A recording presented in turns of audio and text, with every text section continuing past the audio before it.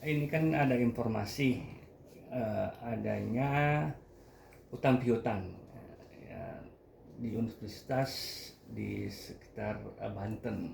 Seperti apa sih Pak keterangannya? Ya, jadi ini sangat miris sekali sebenarnya. Di dunia pendidikan kita kemudian terjadi hal seperti ini. Ya. Kita sebutin aja ini di UPI, Universitas Pendidikan Indonesia yang ada di Serang. Ya. Itu dari hasil audit keuangan mereka itu jelas disebutin bahwa universitas itu dari mulai tahun 2020 di audit keuangan itu mereka menunggak mahasiswa itu tentang SPP. Nah, ini yang menjadi pertanyaan, kok bisa? Dan nilainya sangat fantastis sekali. Dan dari tahun ke tahun jumlahnya meningkat ini.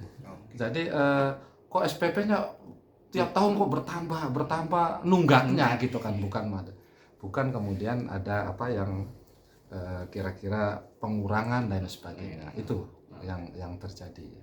Tapi Pak, yang kita tanyakan adalah sejak kapan sih Bapak mulai tahu itu adanya penunggakan itu? Artinya dari mahasiswa sendiri kan belum tahu juga nih bahwa dari pihak UPI itu ada penunggakan Pak. Sejak kapan Pak? Ya sebenarnya pengamatan ini kita lakukan hampir di seluruh Indonesia. Gitu. Cuman indikasi-indikasi kan kita masih terus dalami, dan kalau di UPI ini jelas sekali karena mereka juga mengupdate tentang laporan keuangan mereka di internet. Nanti bisa rekan-rekan wartawan juga melihat langsung itu, dan boleh nanti ditanyakan langsung kepada yang menangani ini, khususnya yang bertanggung jawab ini yang utang siapa, kemudian kemana duitnya dan lain sebagainya, itu ini jelas sih. Makanya nanti teman-teman wartawan juga saya minta untuk dikawal lah ini, supaya tuntas ini, jangan terjadi lagi hal-hal yang seperti ini gitu. Kalau boleh tahu Pak, ini ada dugaannya ke siapa sih Pak? Ke rektor kah, atau wakil rektor kah, atau bagian administrasi yang Bapak kira-kira ini menjadikan dari bahan buat itu sendiri Pak? Siap. Jadi gini, sesuai dengan ada surat pernyataan dari universitas itu bahwa yang bertanggung jawab adalah wakil rektor 1, yang kemudian bertanggung jawab langsung kepada rektor.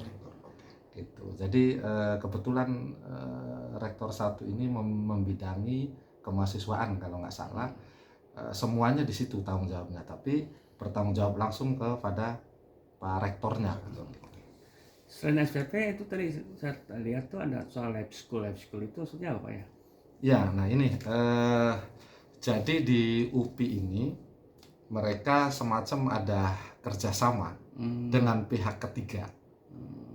Yang mereka sendiri yang bikin itu, yang untuk yang terjadinya ini yang di situ, makanya ada di situ bahasa kerjasama.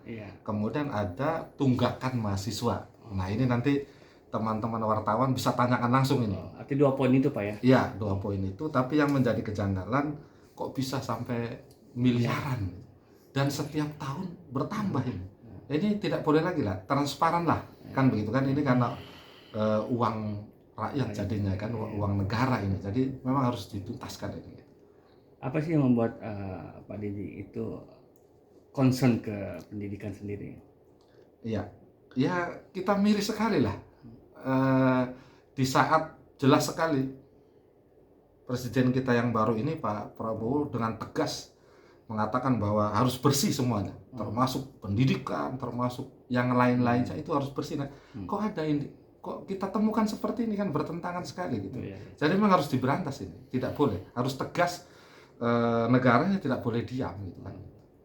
Selain UPI mungkin ada lagi kan itu mahasiswa, apakah siswa juga kayak SMA atau SMP, apakah akan ada reaksi seperti itu lagi dari Pak Didi? Ya, itu tadi kita masih mendalami universitas bahkan sekolah-sekolah ya dari SD, SMP kita lagi dalami di seluruh Indonesia. Kalau memang ada terjadi indikasi begini ya kita akan gerak. untuk supaya jangan terjadi lah, kasihan. Transparan keuangannya ini kan penting.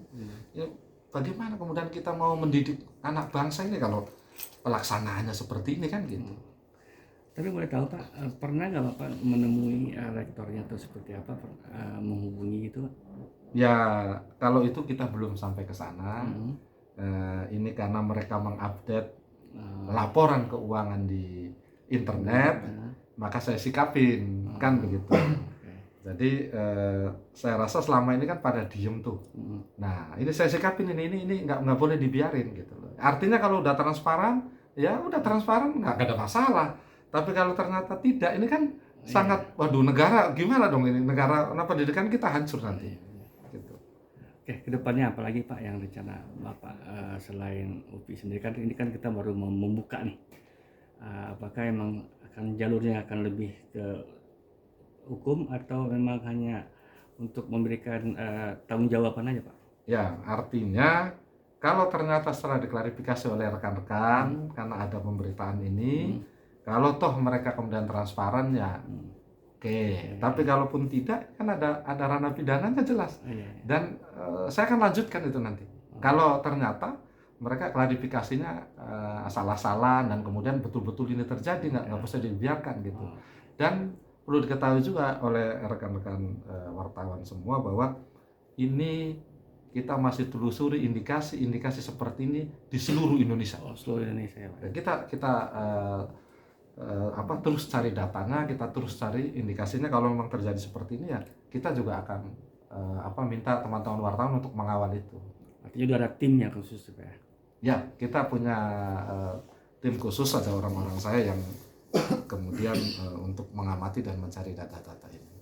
Oke, makasih Pak. Pak, untuk bukti-bukti sendiri Pak bisa ditunjukkan Pak?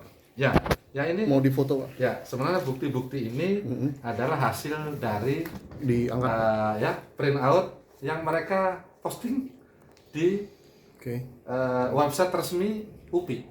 Jadi rekan-rekan bisa ngambil di websitenya resmi dari UPI. Ini hanya ngeprint aja kita. Oke, siap. Ada bukti lain Pak? Ya, bukti-buktinya untuk sementara ini sangat jelas sekali.